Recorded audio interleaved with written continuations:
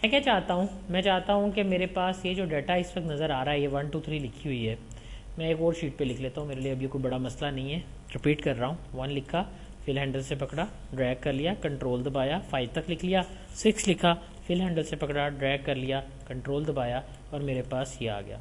दोनों को मैंने सेलेक्ट किया, फिल हैंडल से पकड़ा, ड्रैग कर लिया और मेरे पास जो है वो मेरी ये वर्किंग कंप्लीट हो गई। मैंने इस एरिया में रखा, कंट्रोल ए किया, सिलेक्ट हो गया डाटा। अब मैं चाहता हूँ फॉर्मेटिंग करना, तो ये शॉर्टकट की मैं सबसे ज़्यादा यूज़ करूँगा जब मैंने फॉर्मेटिंग करनी है। ऑप्शन का नाम है फॉर्मेट सेल्स। मैंने इस पर क्लिक किया और मेरे पास ये जो सेल्स इस वक्त नज़र आ रहे हैं, इनके गिर्द बॉर्डर के ऊपर ये सिलेक्शन हो गई है। आसान बातें करते हैं, वर्ड में भी मैं आपको पहले बता चुका हूँ। बॉर्डर में गया, मैं इसके ऊपर कोई भी बॉर्डर सेलेक्ट करता हूँ, कोई भी बॉर्डर जो आपने अप्लाई करना है, बाहर की तरफ ये डार्क बॉर्डर अप्लाई कर देते हैं, अंदर की तरफ डॉटेड बॉर्डर अप्लाई कर देते हैं। ओके करें, देखें आपके पास ये बॉर्डर इंप्लीमेंट हो गया। अगर मैं अंदर वाला हिस्सा सिर्फ सेलेक्ट करूँगा तो अंदर वाले हिस्से के जो बाहर वाले बॉर्डर्स हैं वो आएंगे। मैंने यहाँ गया, यहाँ जाके मैंने बॉर्डर यूज़ किए, इसको मैंने बाहर वाले बॉर्डर्स लाइटर ले लिए और अंदर वाले बॉर्डर्स का कलर चेंज करके मैं रेड कर देता हूँ, तो ये आपके पास रेड में आ गए हैं। ठीक है, आप देख सकते हैं आपके पास कलर जो है वो चेंज होके रेडिश शेड आपको प्रोवाइड कर रहा है। राइट, नेक्स्ट आपके पास मैंने फिर डाटा को सिलेक्ट किया, कंट्रोल 1 किया। बॉर्डर्स में अगर आप manually top border, bottom border, centre border, centre border से क्या मुराद है कि ये वाला 1 2 3 4 5 6 7 8 9 ये सारी दरमियान में लाइंस है ना, ये सेंटर बॉर्डर है। कॉलम बॉर्डर से मुराद है ये जो कॉलम वाला बॉर्डर है, इसका लेफ्ट है राइट है, इसको हम यूज़ करते हैं। ठीक है जी, ये दो रह गए, ये मैं आपको बाद में बताऊंगा। नेक्स्ट मैंने ओके का बटन दबाया तो मेरे पास ये बॉर्डर इंप्लीमेंट हो गया। लेकिन अब मुझे अच्छा नहीं लग रहा, मैं यहाँ पर 2 का टेबल लिखना चाहता हूँ। मैं यहाँ गया, कहते हैं जब बच्चे को गिनती आ जाती है फिर उसको टेबल लिखना सिखाते हैं, तो अब मैं आपको टेबल लिखना सिखाता हूँ। देखें, पहले सेल से सिलेक्ट किया या दूसरे सेल से चले लिखते हैं, पर हेडिंग भी तो देनी है ना, हेडिंग टेबल ऑफ 2। मैं यहाँ जाता हूँ, मैंने 2 का टेबल लिखना है, मैंने 2 लिखा, 2 2 1 जा 2 इक्वल 2। अगर आपसे कोई भी चीज़ नहीं होगी आपने मेरे से पूछना है, मुझे पता चल जाएगा कि आपसे नहीं हुआ। मैंने इस 2 को सिलेक्ट किया, इसको ड्रैग कर दिया, x को सिलेक्ट किया, ड्रैग कर दिया। ये एक्स वाई जी क्यों आ गया? क्योंकि मैंने यहाँ से लिस्ट बनाई थी। ठीक है, अब मुझे करना क्या पड़ेगा, कंट्रोल दबा के करना पड़ेगा। फिर यहाँ मुझे 1 2 3 चाहिए था, मैंने कंट्रोल दबा के यहाँ भी ड्रैग कर दिया, इक्वल से ड्रैग किया। 2 के बाद क्या चाहिए, 4। अब मेरा 2 के बाद अगर मैं ड्रैग करता हूँ तो 3 2 आता है, अगर मैं कंट्रोल दबाता हूँ तो 3 4 5 आता है। लेकिन मुझे 2 1 ज़ा 2 2 2 ज़ा 4 चाहिए, 2 3 ज़ा 6 चाहिए। तो अब यहाँ मुझे क्या चाहिए, यहाँ मुझे चाहिए 4। ध्यान से देखिएगा, अब मैं चाहता हूँ कि ये 2 के डिफरेंस से आगे बढ़े, यही चाहता हूँ ना। तो इन दोनों को सिलेक्ट करके फिल हैंडल से ड्रैग कर ले। ठीक है, तो जितना 2 वैल्यूज के दरमियान डिफरेंस होगा वो उसके मुताबिक खुद ही वर्किंग कर लेगा। मसलन अगर मैं कहता हूँ 1 4 1 4 8, अगर मैं इनको ड्रैग करता हूँ देखें क्या होता है, वो खुद ही इनके दरमियान इंटरवल को डेसिमल में कन्वर्ट करके आपको फ्रैक्शनल वैल्यूज जो है दे देगा। एक्सेल इंटेलिजेंट तरीके से इसको अंडरस्टैंड करता है। ठीक है, लेकिन फिलहाल हमें 3 4 नहीं चाहिए, इनके दरमियान 3 का फर्क है। अर्थमेटिक सीरीज जो एक कॉमन इंटरवल से बढ़ती है। अभी अर्थमेटिक सीरीज में आपको बता नहीं रहा हूँ कि कहाँ है ये ऑप्शन, चलें आइडिया दे देता हूँ, यहाँ पर आपको मिलेगी सीरीज़ की ऑप्शन। इंशाल्लाह नेक्स्ट लेक्चर में हम इसकी बात करेंगे। लेकिन फिलहाल मैंने यहाँ दोनों को सिलेक्ट किया, ड्रैग कर लिया, मेरे पास ये डाटा आ गया। यहाँ तक क्लियर है। अब इसके ऊपर मैंने लिखना है टेबल ऑफ 2। मैंने लिखा टेबल ऑफ 2, तो ये इधर खाली कितना बुरा लग रहा है कि एक साइड पे लिखा हुआ है। अब आप जिस तरह वर्ड में टेबल में करते थे, इसको सारों को सिलेक्ट करें, यहाँ आपके पास मर्ज एंड सेंटर की ऑप्शन है, आप यहाँ से मर्ज एंड सेंटर कर दें। अगर आप मर्ज एंड सेंटर नहीं चाहते तो मर्ज क्रॉस कर दें, मर्ज क्रॉस से भी सारे जुड़ जाएंगे। मर्ज सेल से, मर्ज एंड सेंटर से 2 काम होंगे, एक तो मर्ज होगा और एक सेंटर होगा। जबकि खाली मर्ज करने से क्या होगा, आपका जो डाटा है वो सिर्फ मर्ज हो जाएगा और आपका टेबल ऑफ 2 लेफ्ट साइड पे लिखा हुआ आएगा।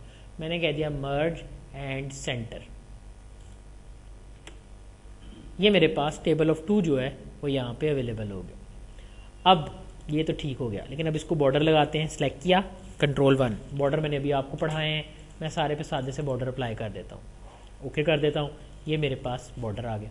लेकिन अभी ऐसे लगता है ना इनकी लड़ाई हुई हुई है। क्या मतलब? लेकिन ये दो आपस में इकट्ठे हैं, ये दो आपस में इकट्ठे हैं, ये अलग है।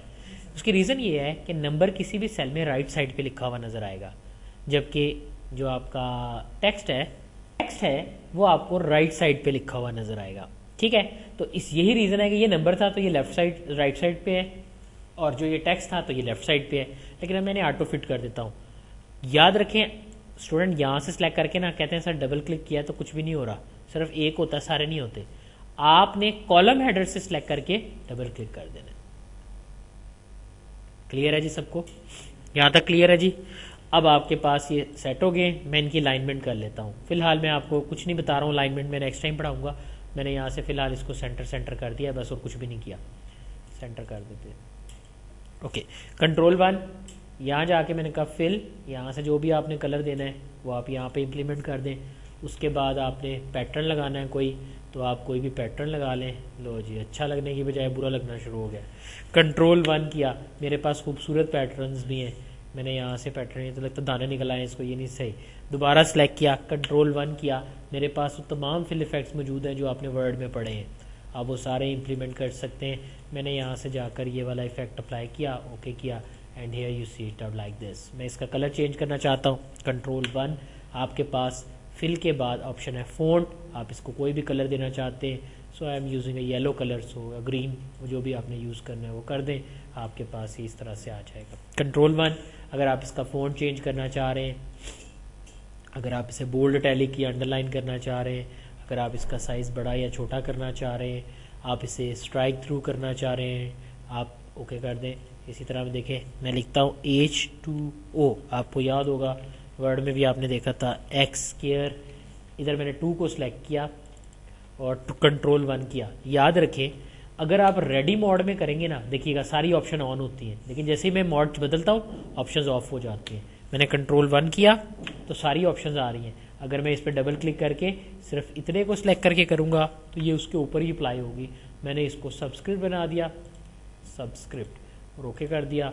इसी तरह मैंने इसको जाकर सुपरस्क्रिप्ट बना दिया, control 1 superscript, then okay. Clear है जी सबको? तो इस तरह आप कोई भी वर्किंग जो है वो अपने डाटा के लिए परफॉर्म कर सकते हैं, या कोई भी वर्किंग जो है वो अपने डाटा के इम्प्लीमेंट के लिए कर सकते हैं। यहाँ तक क्लियर है जी सबको? ओके, सो ये तो थी जी हमारे पास सुपरस्क्रिप्ट सबस्क्रिप्ट की ऑप्शंस। ठीक है, इसी तरह आपने अगर कभी पढ़ा हो, मैं देखिए यहाँ ना मैंने आपको 3 दफ़ा 2 लिखा हुआ दिखाया। जब आप छोटे होते थे आपको याद है आपने अंडरलाइन पढ़ा था, फिर आपने डबल अंडरलाइन भी पढ़ा था। लेकिन जब आप बहुत छोटे होते थे तो आपको याद होगा स्कूल में आपकी मिस आपकी कापियाँ चेक करती थी। ठीक है, वो उसके नीचे लफ्ज़ों के नीचे एक छोटी सी लाइन लगाती थी जिसका मतलब होता था ये आपने चेक कर लिया। लेकिन अगर ये आपकी स्कूल की मैडम बुला लेती थी तो वो आपके मिस के काम के नीचे एक और लाइन लगा देती थी जिससे पता चलता था रीचेकिंग हो चुकी है। तो याद रखिए कंट्रोल 1 करेंगे तो यहाँ पे आपके पास सिंगल अंडरलाइन है। अगर आप डबल लाइनें लगाना चाहते हैं तो 2 कर दें। अगर आप यहाँ पर और ज़्यादा गैप करके शो करना चाह रहे हैं, ये सिंगल अकाउंटिंग अंडरलाइन है जिसका मतलब होता है चेक, और इसका मतलब होता है रीचेक। ठीक है जी, तो आप इस तरह से कोई भी ऑप्शन यहाँ से यूज़ कर सकते हैं। फ़ॉन्ट, बॉर्डर एंड फिल, ये ऑप्शंस आपकी कवर हुई। बाकी बातें